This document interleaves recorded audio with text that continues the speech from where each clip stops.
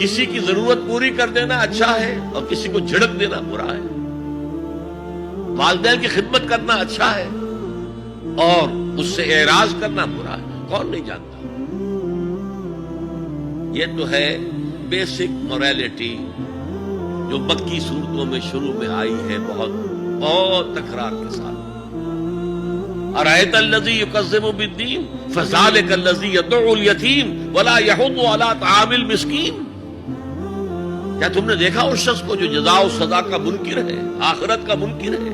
وہی تو ہے جو یتیم کو دھکے دیتا ہے اور مساکین کو کھانا خود کھلانا تو درکنار، کسی اور کو بھی کہنے کو تیار نہیں ہے کہ کھانا کھلا دو. پتہ نہیں پلٹ کر وہ کہہ دے تم کیوں نہیں کھلاتے.